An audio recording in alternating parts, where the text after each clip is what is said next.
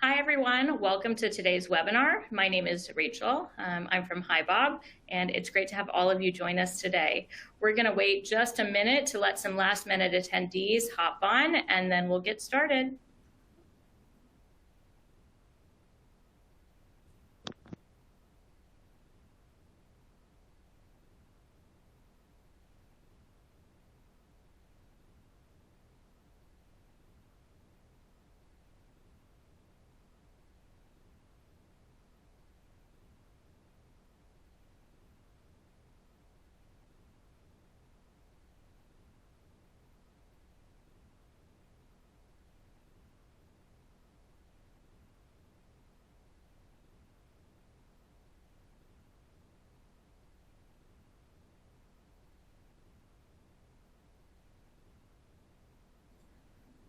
Okay, thanks everyone for your patience. Let's go ahead and get started with today's webinar, Creating a Well-Balanced Compensation and Benefit Strategy. During today's webinar, we'll cover some key points like how to easily plan and manage compensation programs for your team, maintaining fairness, equity, and inclusivity when creating an effective compensation and benefits policy, and streamlining your strategy and making data-driven decisions. Before we dive in, I want to take a moment to tell you a little bit about Bob. Bob is a modern, forward-thinking people management platform. It's a system of engagement designed to meet the unique needs of modern, mid-sized, and multinational businesses. Bob allows its users to automate and scale HR processes, develop people, and connect teams to help businesses and employees grow faster and stronger, no matter where they're located in the world. Our global team serves close to 1,400 customers across more than 100 countries and collectively over 100,000 employees around the world. We truly feel fortunate to help drive and support employee happiness by delivering exceptional employee experiences. As remote and hybrid work becomes a normal way of operation, HR is in a fortunate position to strategically lead their businesses to adapt and thrive. Through guiding and empowering managers to lead their teams, driving communication and engagement initiatives that build strong culture, and coming to the table with strong analytical people insights, HR leaders can directly impact the success of their business they support and solidify their standing as a strategic driver of business performance. We're also happy to have Payfit as a collaborator on this webinar. Payfit is an automated cloud-based payroll software for small and medium businesses. They were founded in 2015 and now count over 600 employees across 5 countries. They help 5,000 customers reduce their payroll and HR admin each month. What makes Payfit unique? They combine the best of both worlds, an in-house payroll software along with support from payroll experts. To make things even easier, they integrate with leading HR and accounting software. Users of Payfit and HiBob can sync their HR data automatically, saving them time on manual data entry and reducing the risk of error. Customers of HiBob can also benefit from a discount to Payfit.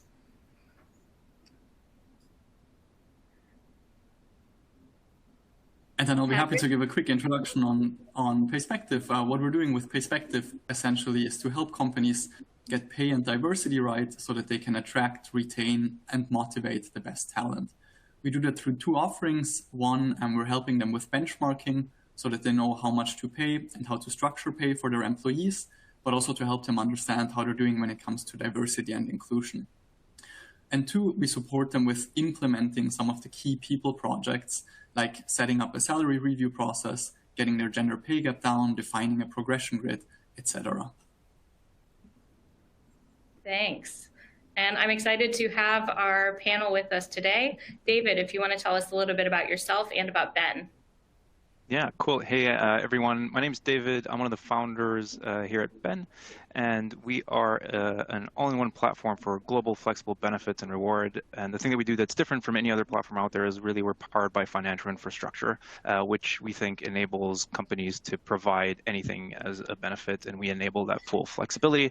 My background is in payments and financial services, so that's the world that I come from, and it's really fun to apply that into benefits and compensation. So really excited to talk to you guys today about that.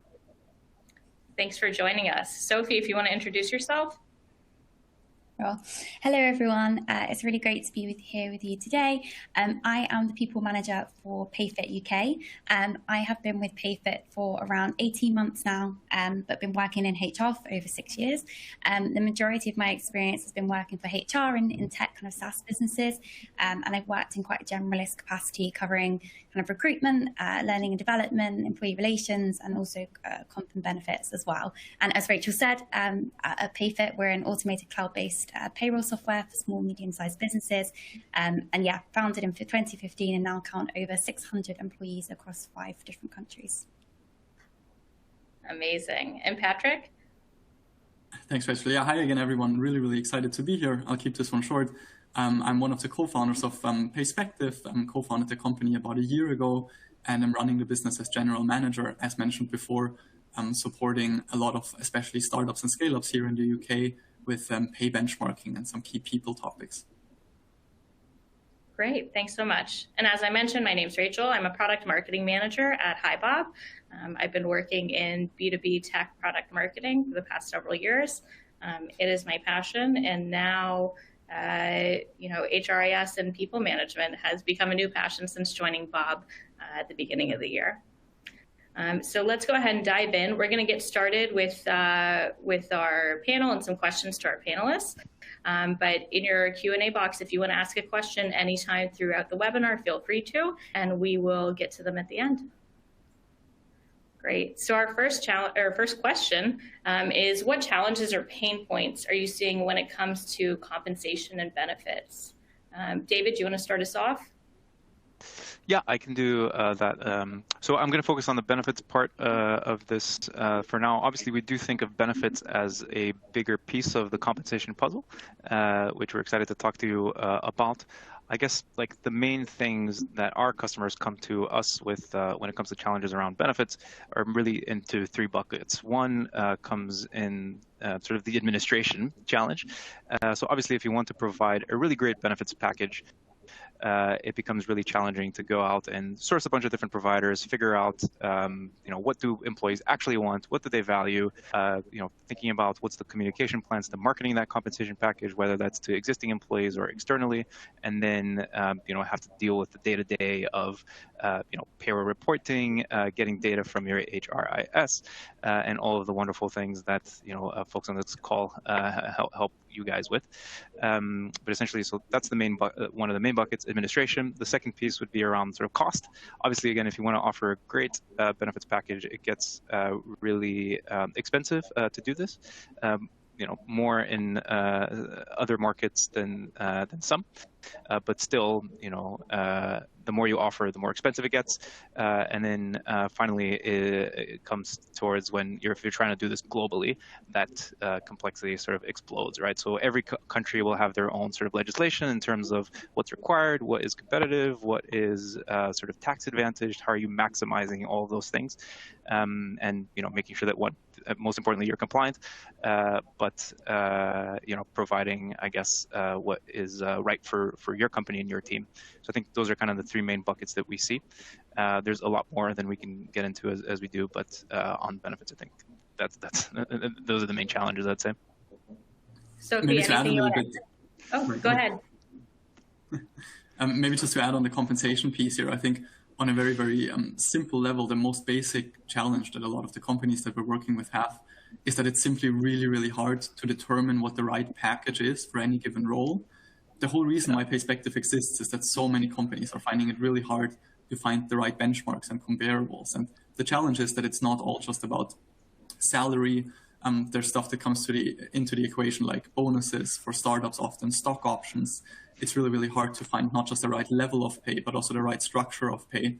And what you might find when you just go online and look for benchmarks might often be skewed to a very, very specific type of company. If you just go on Glassdoor, you'll have a lot of data points on there. A lot of them will be from large enterprises and corporates, and they might not apply to you as, say, a startup or scale-up. So I think on a very, very basic level, what's really challenging is actually just to know, 1, how to structure your pay, and 2, what an appropriate pay for the type of organization that you have specifically actually is. Great. Anything to add, Sophie? Yeah, sure. So, yeah, I would kind of really reiterate what Patrick said. And Patrick and I actually done some work recently together on this kind of compensation piece, because that was exactly the situation that we kind of found ourselves in. Is like, how do you kind of get access to this data? Especially smaller businesses, they don't have the luxury to have access to these kind of like huge kind of metrics on compensation. So it's actually really difficult to find, you know, a benchmark for a comparable business to yourself. So I definitely think in a smaller business, that's like part of the main kind of issue is finding those comparable benchmarks. Great. So for our next question, thank you all for that. I think that we touched on a lot of points that we're going to hear throughout the webinar. Do you have a policy in place, and how did you go about creating this policy? So a compensation policy or a benefits policy. And do you have any learnings that you can share about creating a compensation and benefits policy? Sophie, Yeah, you want to sure. start? Yeah, sure. So yeah, I'd be happy to kind of share some insights on our compensation policy, because this was a relatively kind of recent process that we kind of implemented at Payfit. So compensation in general, obviously it plays a really important part in your overall kind of employee fulfillment. And when a business is growing very quickly, like Payfit, there comes a time where it's really kind of important to have this policy in place. We recognized this around 12 months ago at Payfit, and therefore kind of worked on building what our global compensation policy should look like. And we wanted that to be applicable across kind of all 5 countries. We wanted to create a compensation policy that allowed us to kind of promote 3 key points. So one was in relation to fairness, so ensuring that we have the kind of same criteria for everyone and that it's market-based. Promoting kind of excellence, so rewarding positive performance, but also the behaviors rewarding those right behaviors that you kind of want to see. And those were kind of very closely linked to our Payfit values. And the third point, which is also really important, is scalability. So it had to be appropriate kind of as we scale and as we continue to grow really, really quickly. So addressing those kind of 3 points were really helpful in helping us to kind of build out the philosophy for our compensation policy and then the process that followed itself. So the 2 key points were kind of to enable us to kind of reward fairly was looking at the market rate for our roles. So by benchmarking ourselves against companies of similar size, similar industry, and of similar growth as well. And secondly, we also kind of wanted to really reward good and excellent performance. And that was kind of based on our internal performance kind of review processes that we have at Payfit as well. And so using those kind of 2 points combined, we were then confident that would enable us to make a kind of fair decision on any kind of proposed compensation increases. But beyond that, I think there are lots of kind of practical points to consider as well. So kind of how many review periods do you have in one given time? How do you decide who's eligible for employee? How do you decide who are eligible employees? And then also who are the key decision makers in that process as well. So there's lots of kind of points to consider. But what I think is really key is the kind of communication and transparency piece as well. Because yeah, everyone's in the teams are going to want to know kind of when they're receiving increases and what the process will be for deciding that increase as well. But in terms of learnings, I think the learning part is really around kind of taking your time to kind of get it right, because I think compensation, like we've touched on, is a really kind of vast topic. So I've kind of touched on smaller here on salary increases, but it also includes kind of promotions and bonuses as well. So kind of being such an important topic, I think it's important that you try to kind of get it right first time and take your time in doing that. Great. Patrick, anything to add? I think what really, really resonates from what Sophie is saying is the need for transparency. It's great if you have an amazing policy in place that takes into account all sorts of different situations, employees, but when people don't understand what the policy is and when there's no transparency in the organization, then there might still be frustrations, there might still be sort of a perception of unfairness. So I think that rings very, very true, that it's not just about having a really good policy, but also making sure that it's easy to understand and that it's accessible to the organization. David? No, I think, I mean, more or less from a benefits perspective, but also compensation in general, I think the important thing is like just having a structure in place, right, is important, and that's the way that we do it. I think we see a lot of companies, even that we are talking to, that kind of have an approach, but it's not documented. There is no actual kind of documented approach towards it, which I think complicates things once people just don't know how it works, right? So I think being very clear on the communications policy, whether it's on as I said, and transparent, not only on sort of benefits, but compensation overall. And then just like, I guess, having a strategy for where you want to be, right? Do you want to be super competitive and always pay over the top? Do you want to be, paying above market, below market? Kind of what's the strategy around the type of talent that you're trying to attract? So I think the policy that you're creating, you just have to sort of recognize depends on factors such as, what's the budget that you have, what are the what are the different expectations of the type of talent that you're attracting? Honestly, right now it's just so extremely competitive out there that you need to be very clear in terms of where you are able or not able to deviate, right? The other thing that sometimes we see is people set the policy and then like you look at what's the actual behavior within the organization, and it turns out that people are not really following it, right? So you have these bandings that have all these levels, right? Level 1, 2, 3, whatever that looks like, and then you actually look at what the competition is, and you have people who are kind of all over the place because they don't actually follow it, right? So I guess important, first and foremost, like define what that actually is like for you and have a strategy around why that is. And then secondly, like, follow it because we do see a lot of the companies that we work with that don't. And, both have an interplay. I think that's a challenge for all roles across all businesses. The best laid plans. So on our next question is, how do you maintain fairness, equity, and inclusivity when creating an effective compensation and benefits policy? Patrick, do you want to kick us off? Yeah, sure. I think two things or two concepts to think about that I'd highlight here. One is, and we've touched upon this now, process and having a policy in place. Where we often see companies struggle is that they introduce a formal process around career progression, pay progression, basically a compensation policy relatively late. And then early stage companies often just give pay rises basically to the people who ask for them and just assume that the ones who don't are happy with what they're getting. Now, that's quite dangerous because statistically, men are much more likely to proactively ask for a raise than women.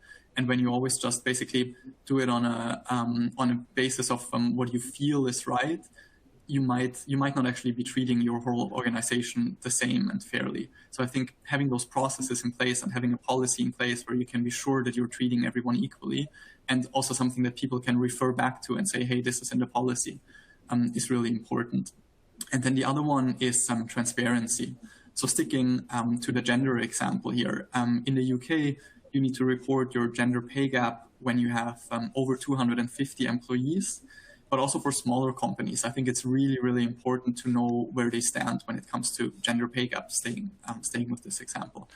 Yes, you may have very rigid salary bands and you may be quite confident that you're not discriminating on pay when it comes to men versus women, but you could still have a huge gender pay gap because all your C-level is male or because all of your engineering roles are dominated by men. So I think, again, a very, very basic thing that's really, really important to maintain fairness and equity is actually knowing where you stand. And that's something that sounds pretty basic, but that a lot of companies are actually not really aware of. Mm-hmm. David, anything to add? Yeah, I think, from our side, what we do see is a lot of times companies come to us and say, hey, we have really low engagement with our benefits or what we're offering today. And I think it's important to keep in mind sort of the type of talent and the type of people we want to attract, right? So a lot of the times, one of the ways that you can use sort of the benefits package strategically is to say, look, we recognize that, for example, most of our workforce today is quite young professionals, and diversity of thought is really important. So we want to attract a different sort of candidates. But then you look into, hey, what is your actual sort of compensation and benefits policy? And it turns out that, for example, you don't have things that would be particularly attractive for parents, like, hey, a childcare support, for example, right? Or life insurance, or those kinds of things that would really matter to somebody who's a bit later in their career. So obviously you're having difficulty sort of attracting these types of candidates that care about different things than what you might have in place already, right? And so I think it's just really important to have that in mind when designing, what kinds of things you're offering and why you're offering, because you want to make sure that, if you're trying to attract a certain kind of candidate or, keep certain types of talents, that you're offering something that is attractive to them. And sometimes I think it's really easy to forget that. Sophie? Sure. Anything to add for how you address this at Payfit? Yeah, no, I would just kind of follow on from what Patrick said, and I don't think this is necessarily like the way it's always done, but I think it is kind of better to kind of have these sorts of policies from kind of earlier on. Like HR isn't always or usually the kind of like first hire into a business. It actually generally like comes kind of a bit later on. But I think ensuring that you have these types of policies kind of in place, like the sooner the better, really, because then I think that can then ensure that there is kind of fairness and equity further down the line. And then that's not generally how it kind of happens. But I think to ensure that kind of equity part, I think having these policies sooner rather than later is the best way to go. Definitely. I think it's also, David kind of made the point of attracting different talent. Equity doesn't mean giving everyone the same thing. It means giving everyone the things that they need and the things that are, appropriate for them, that's what's going to make it equitable. I know here at Bob, one of the things that our customers really enjoy about the product is our people analytics. We have KPI dashboards that are specifically about looking at pay gaps and then being able to take all of the people data and, slicing it by that people data to make sure that you are fair in your compensation and that it's not just a once a year thing that you're doing, but something that you're able to access all the time. So having that set up and knowing that even if you're a smaller company, that you need to have that on your roadmap of building your HR strategy is important. So let's go on to our next question. What's your approach around benefits, and do you have an employee benefits program? Sophie, we'd love to hear about the benefits that you have at Payfit. Sure, thank you. So in terms of our benefits offering at Payfit, I think overall we've tried to, as much as possible, to align on a theme, I guess, across the different countries. And these themes generally kind of relate to having a benefit for kind of traveling to work. So we cover 50% of travel to work costs in the UK. We have a benefit relating to kind of food and delivery vouchers, which I can vouch for is a very favourable one among the UK team. And then we also try to do something, around well-being and kind of health. So we have, whether that's kind of PMI or kind of healthy eating and encouraging it from that kind of perspective. And I think prior to COVID, there was also a huge focus on collaboration and networking across our 5 offices. And I think that can definitely become a lot more difficult as you grow to kind of the hundreds. But yeah, a global pandemic doesn't help that either. But yeah, I think in terms of focusing on our reward and for our teams and their longevity with the business, we also want to kind of aim to highlight both their kind of personal and professional achievements, like during their time with us. So we also currently have rewards and benefits in relation to anniversaries as well. So currently rewarding kind of 1 year and 3 year anniversaries. And the benefit in relation to that is to kind of really encourage people to try something new, whether that's kind of visiting a new place, whether it's trying a new experience like a sport activity or a dining experience, but something that kind of pushes them out of their comfort zone and to try something new. So yeah, we have quite a really great kind of benefit offering at Payfit, but the overall is that we've tried to kind of align it as much as possible across the countries, which I think, as Ben mentioned, can be difficult. David, anything to add? Yeah, I mean, obviously a lot to talk about in here. In terms of, I think, the approach, everybody, whether they know or not, has an approach, right? I think is the critical one. So, the important thing is, just as ever with any of these kinds of questions, defining what the objective is, right? I think so. Sophie mentioned some really interesting things in there, which are things like, hey, why are you offering the things that you're offering, right? So implicit in her answer to the question are things like, hey, we offer a food stipend or something like that because we want social cohesion mentioned, right? We want to encourage bonding between employees because we think that's important. Or, is it, for example, we want to provide a commute stipend or something like that because we think it's important to get people into the office, for example, right? Or to support that today. Or, is it retention? Is it productivity? Is it, I can keep going. But just having a very clear objective in mind, I think, is really helpful.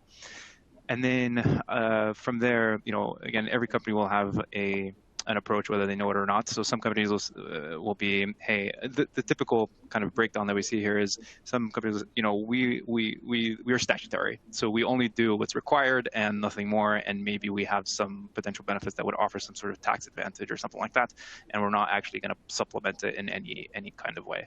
We see a lot of companies doing that. I think every country again has certain things that just makes a ton more sense to offer as a benefit because there is a tax advantage to doing so, and this is true in every country or different things, but in general that's kind of very common. Hey, we don't have a benefits budget, we think we pay as much as possible, or we kind of lump the benefits into the salary, but the reality is there are some things that make a lot of sense to offer as a benefit.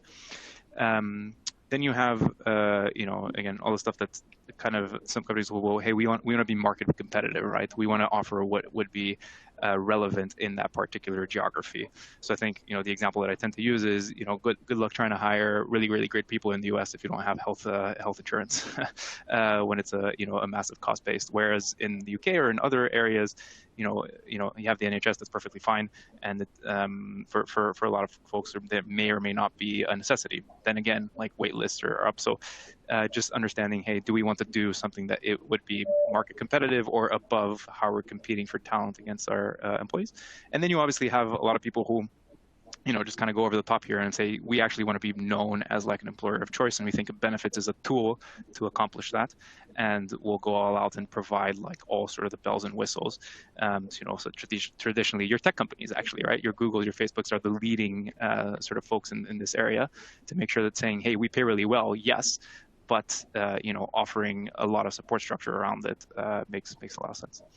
And then I guess the other things that we see, just quickly sort of running through it, are things like, again, do you want to, this is true on the salary sort of benchmarking, I'm sure Patrick can talk to it, but do you want to pay local competitive or do you want to pay global kind of competitive, right? So do you want to be as equitable, I suppose, or provide the same thing sort of globally, or do you want to say, actually, again, health insurance in the US really important, and that budget is going to look very different than your benefits budgets in the UK, for example, or in other countries. I think that's a really key area.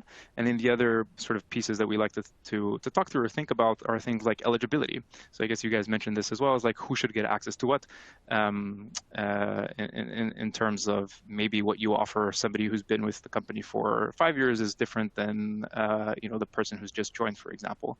Maybe somebody in a leadership position gets something different than the intern. Maybe somebody in the tech team gets something different than in the marketing team. So having a very clear approach to that in terms of who's eligible for what, and then how much flexibility. Obviously, we believe in full flexibility in terms of hey, here are the budgets, here are kind of the rules of the program, but I'm not going to dictate that you can only do this based on the budgets that I provide you.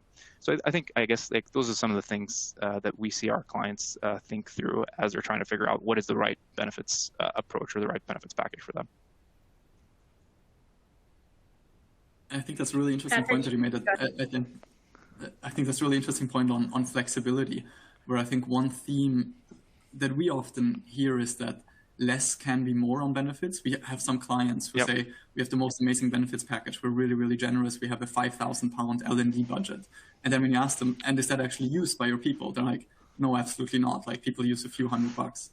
So that's something where I feel like sometimes when you can offer something that your people really, really want, that's really, really targeted to your organization. Say you have an organization of more experienced people, maybe private health benefits would be more appropriate. You have an organization of really, really young people, maybe a crazy company trip or a weekly team dinner would be more appropriate. I think a smaller budget can go a really, really long way when you spend it right. Yeah, I couldn't said it better myself, Patrick. So I think that's really right in terms of, hey, let's empower employees to choose whatever is right for them, right? And making that as easy as possible.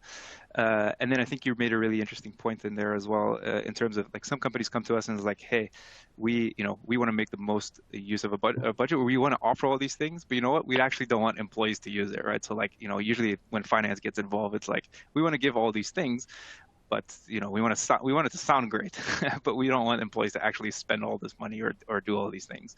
Whereas other companies are like, you know what, like I want my employees to spend every last cent of it, because it means they're using it, it means they're engaged, it means that the program is actually valuable.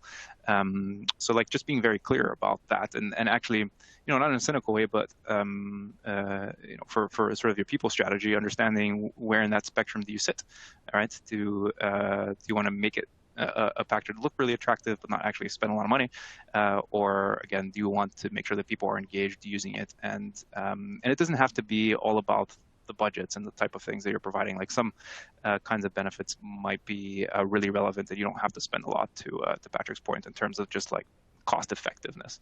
So just being really thoughtful about what's actually important to you.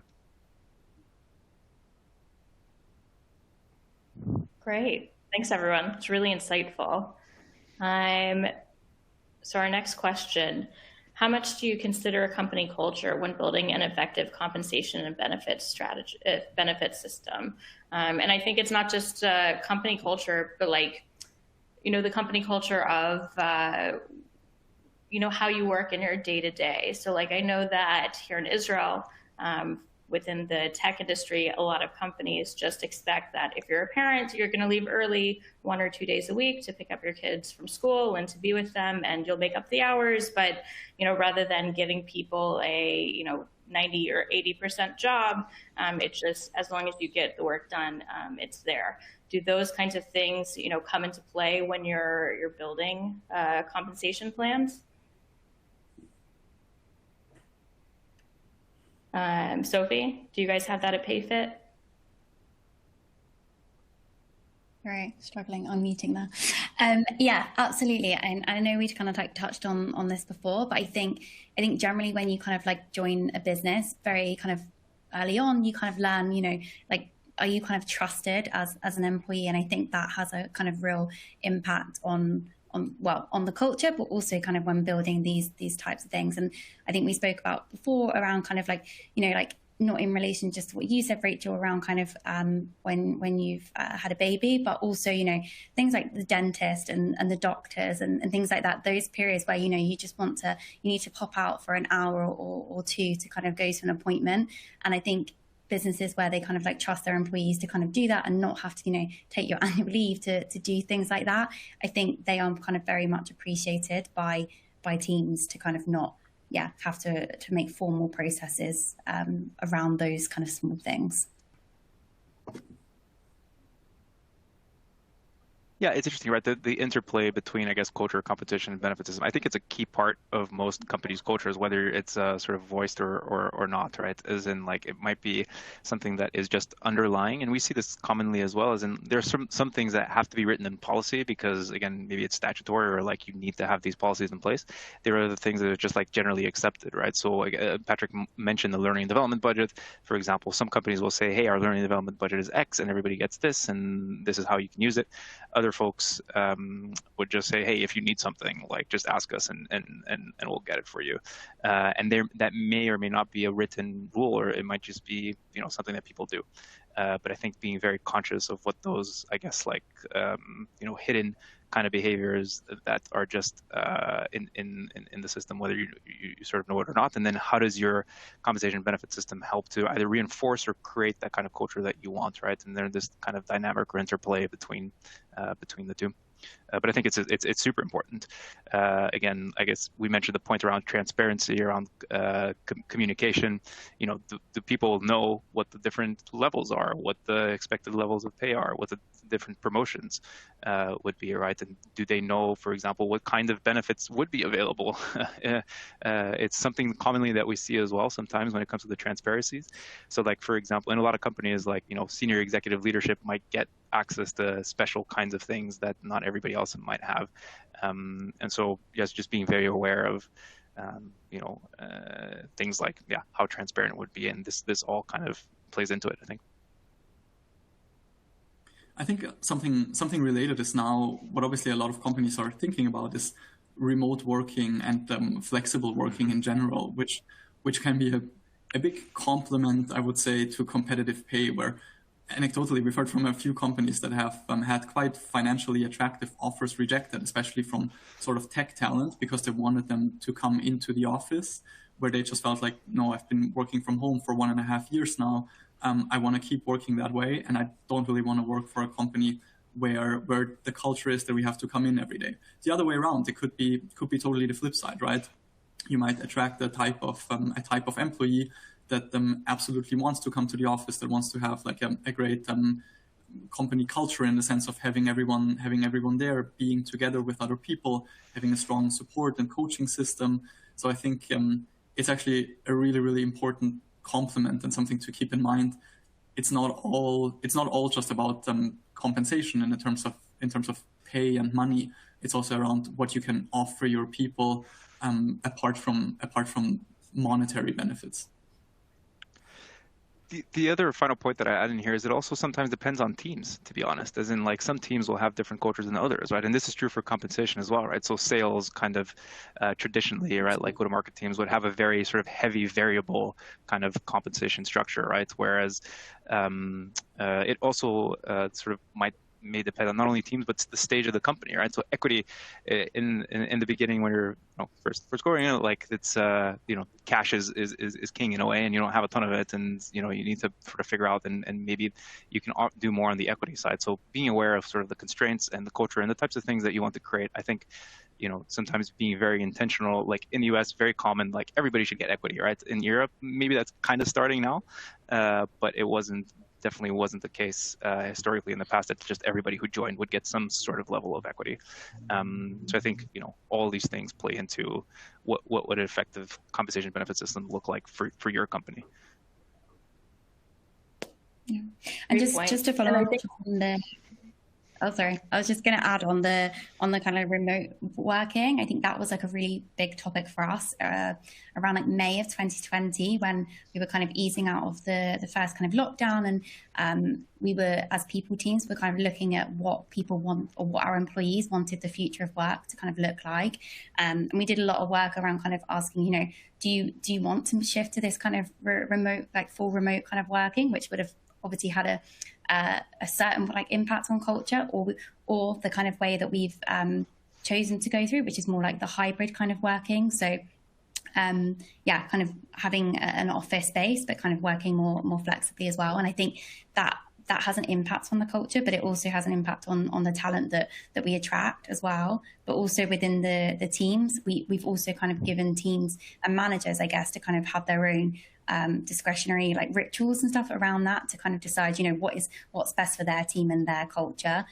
Because I think like you say, Ben, it definitely does kind of vary within teams as well. Thanks for that. Great points. So this has already been asked in the questions several times, and we do have some answers for you. So what does an effective compensation look like for you? And we'll, I want our panel to weigh in a little bit. I've got some points that we've come together. But I do want to start by saying, and I'd love to hear from you guys as well, it's not a one size fits all. It's not a, follow these steps and do this wizard and you'll have your compensation. Unfortunately. It's a decision, yes. Although I guess, we would have less companies and less jobs of what we're doing if it were that easy. But, I think we have some general ideas and guiding points of what decisions do you need to make in order to build that compensation system. But I'd love to hear from all of you first before we dive into that. Maybe I can kick us off on this one. I think something really, really important here is to make sure that your compensation system is appropriate to the type of people that you have within your organization or within different functions. And David started talking about this a little bit on the previous question. maybe you're hiring really, really young, really, really hungry, high performers into your sales team. For them, they might be really, really keen to get equity, to have a high variable component. Maybe that's something that would be really motivating for them. Drive basically incentivization and de-risk your payroll. On the other hand side, you might have a lot more experienced people in other functions that are trying to take out the mortgage to buy a house, and they may want to optimize for base salaries. So I think you always have to keep in mind sort of the type of people that you have in your company, and again, what you want to achieve with your compensation structure. Maybe you have one function, maybe your company is focused around design, and you need the top 10% of designers in your country. What does an effective compensation system look like? You probably have to pay them top dollar. On the other hand, maybe you have a very, very operations-focused business model where you have a bit more menial tasks that need less specialized people, and you can get away with paying not in a 90th percentile, but maybe median, or maybe even a little bit below. So I think it really, really depends on what you want to achieve, and you want to make sure that you don't just go with whatever the average on Glassdoor is for every role, but that you really think through what does your organization look like, what do your people want, and what do you want to achieve with the compensation structure that you put in place. Yeah, I can follow on from that. I think for us, and I talked a little bit about this kind of earlier, for us, the three kind of really key points that we recognize to have a kind of effective compensation policy was to kind of understand or look at the fairness. So like having the same criteria for everyone. So we've touched on this. Excellence, so kind of rewarding the positive performance and rewarding the kind of right behaviors that are closely linked to the values. And then also having that kind of like scalability as you grow as well.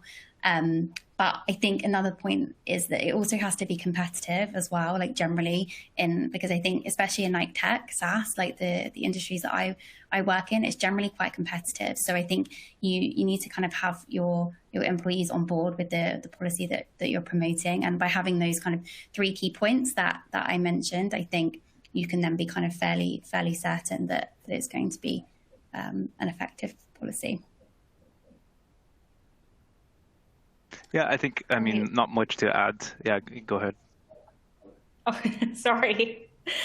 So I actually consulted with our in-house compensation expert, who is the product manager for our compensation module, and she has over a decade experience in building comp programs for a varying size of companies. And we kind of boiled it down into these 6 points. And I think that these are basically all things that we've talked about until now. But, if we're sending this out afterwards to everyone that registered, but if you're doing a screen grab, this is the place to look. So first of all, that you're thinking about compensation in a holistic way. It's not just about salary, and it's not just about benefits, and it's not just about equity.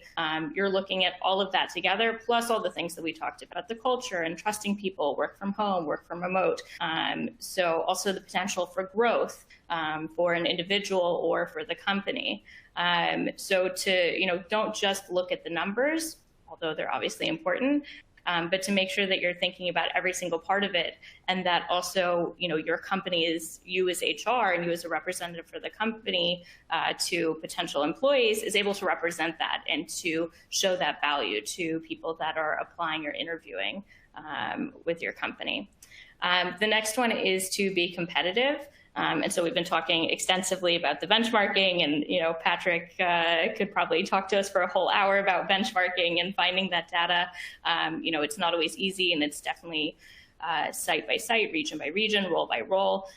But you do need to do that research, and you need to decide that you're competitive and how you want to be competitive within that arena. So if that's saying, we want to have a policy of being above 50% on the, benchmark salary, or is it, we want to be on the high end, or we can't, and we know we're going to be on the low end, and we want to make up for it with these other benefits, making sure that you're competitive, even though it's not, the end all be all of your compensation package.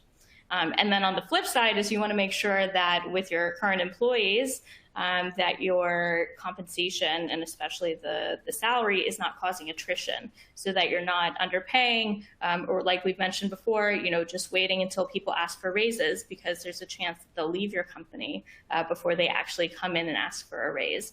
So to be mindful of the people coming in and of all of the growth that you're doing, but also that you're retaining your employees, and again, staying competitive.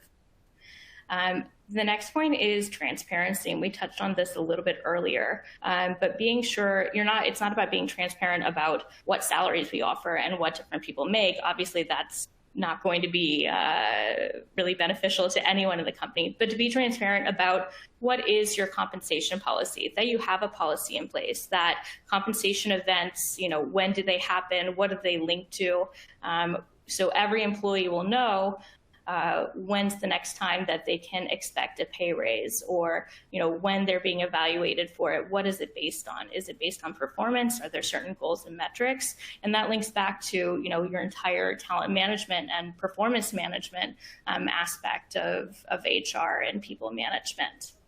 The next one, we talked about this a lot earlier, so just being equitable, making sure that you're equitable across every single data point that you can, making sure that you're treating all of your employees equitably within teams, within different countries or different sites.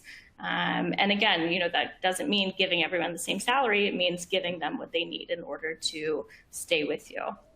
And then the last part is being efficient. And this is probably the hardest part of doing compensation. Once you have this in place, how do you keep up with it? How do you not make this your full-time job? So I know that at Bob, we have a compensation module that we built specifically for this reason. As companies get bigger, they become more than 100 employees, it becomes harder and harder to manage and run these compensation events. So it's about, being able to decide who's eligible for a compensation event, what's your total budget, how much should people earn, what are those metrics for how they can earn.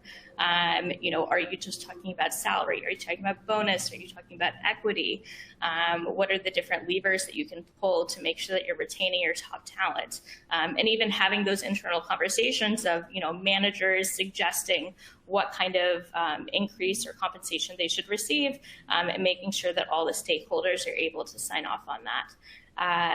This is something that we have built into Bob. This is something that we see larger companies are asking for and using, and are saving them a lot of time. And if you're interested in learning more about it, you can click on the request a demo button in the system, and we're happy to connect you with someone.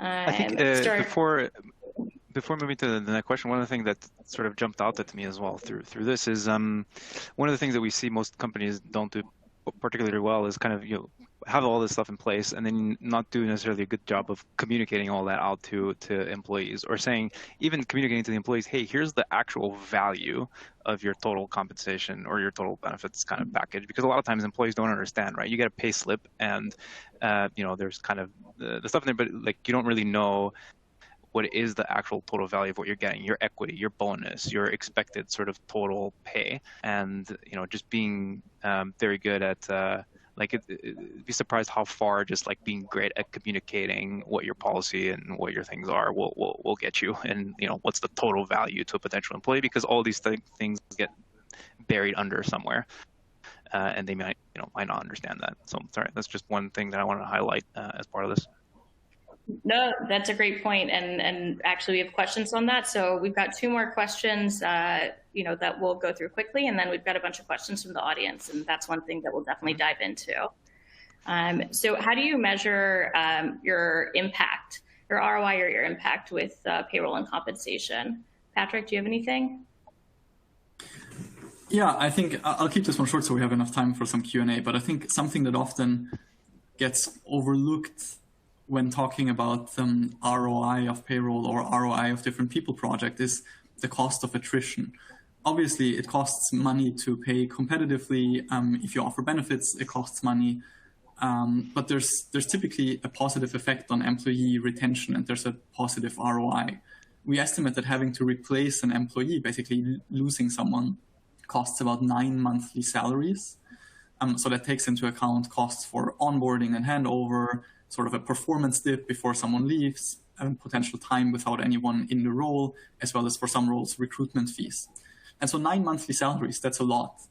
If you have a payroll of 10 million and you can bring attrition down from, say, 20% to 15%, that'll save you almost $500,000. So that's quite a budget to work with. So I think just don't overlook the cost, the sort of indirect cost of attrition. It's obviously hard to measure because you have to sort of think about the line of argumentation, how you exactly get that attrition down. But I think it's something that's often overlooked, where companies often focus on the cost of certain measures, but don't take into account the benefit of retention, because it's an indirect benefit and not a direct saving.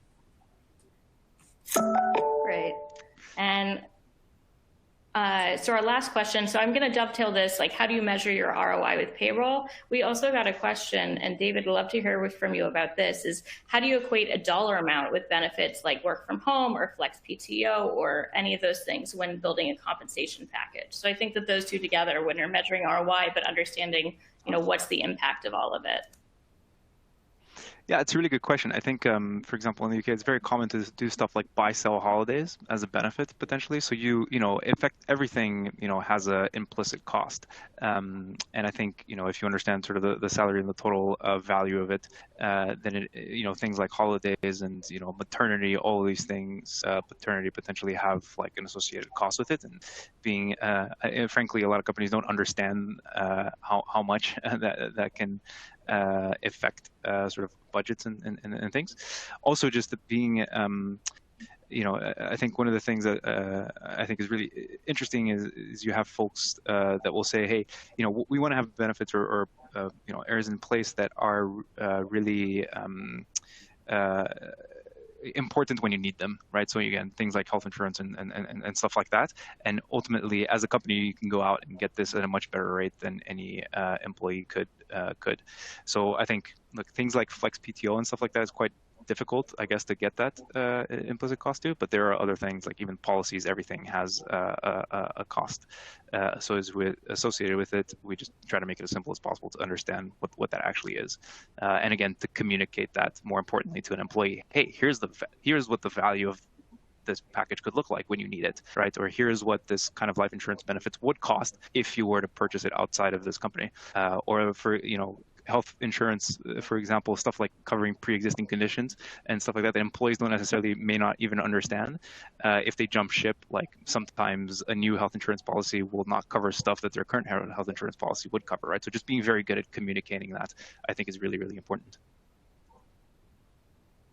Great, thanks. So we've gotten a few questions in here, so I kind of want to put them together. About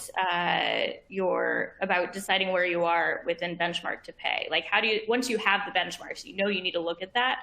How do you decide, where you're going to be on that range?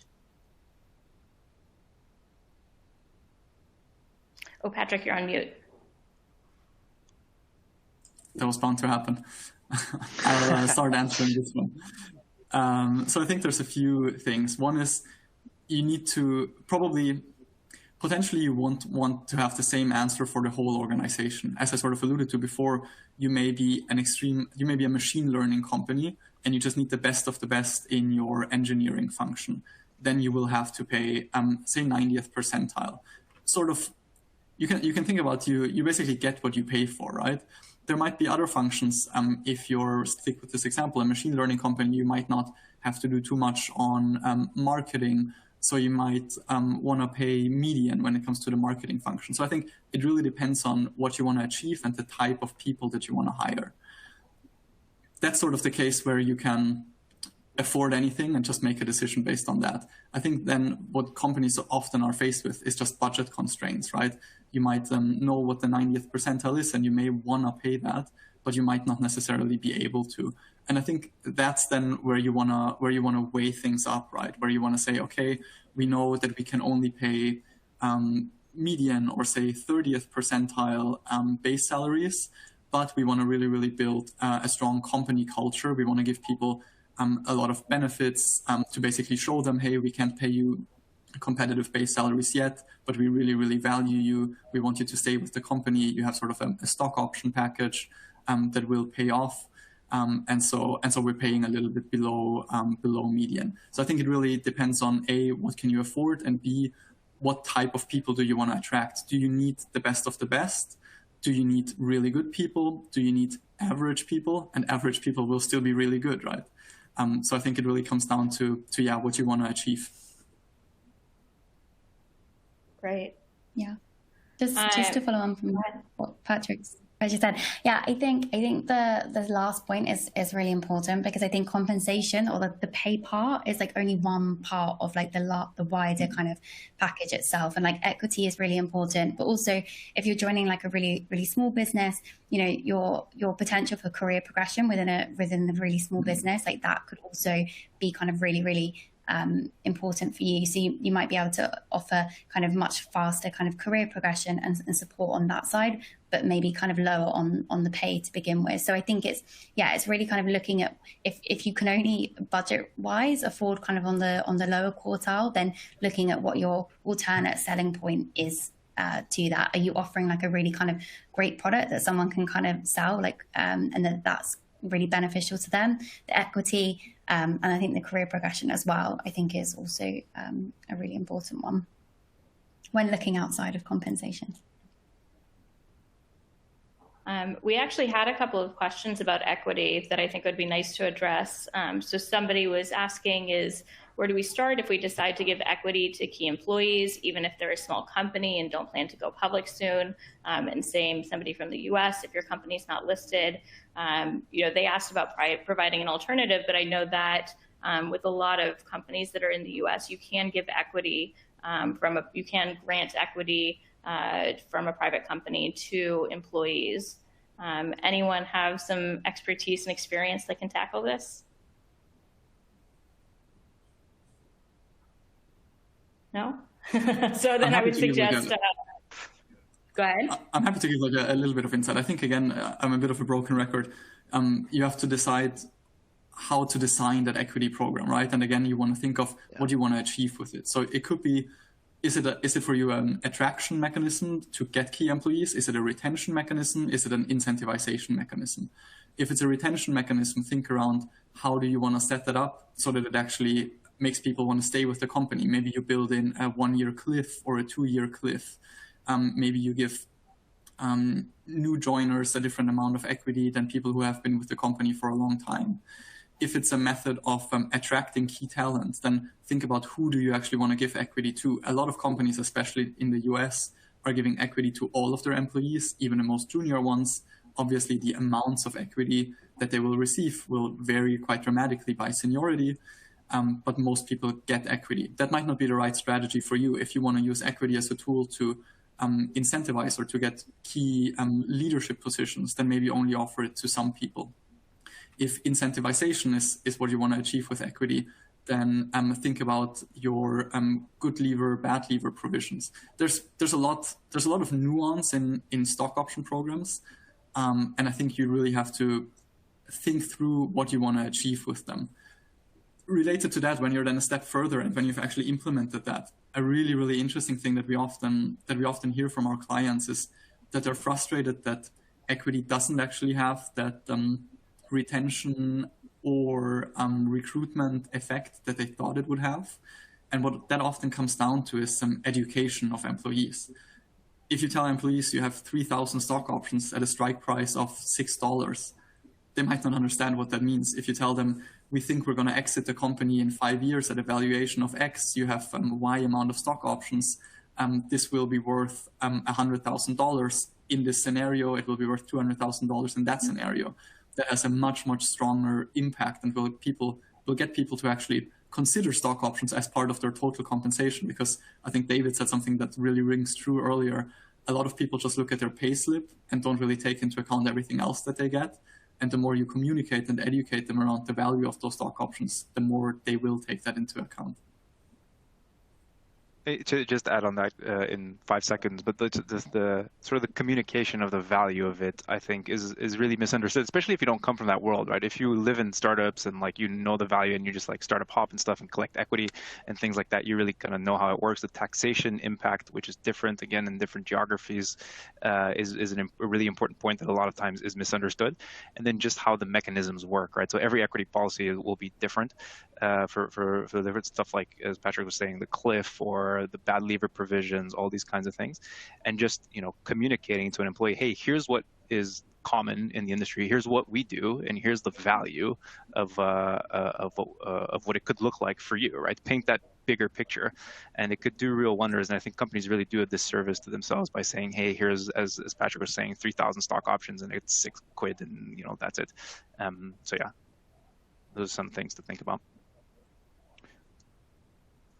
Those are great points. And, and it also depends on your geography and, what kind of culture you live in. Here in Israel, we've had so many companies go public this year. I think that we've added like several hundred new millionaires to the country just because of companies going public, which is mind-blowing in a country of 7 million people.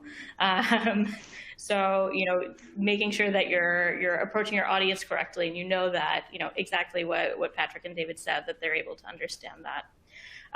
We've got a few more questions, but we're at the hour, so I think we need to go ahead and sign off.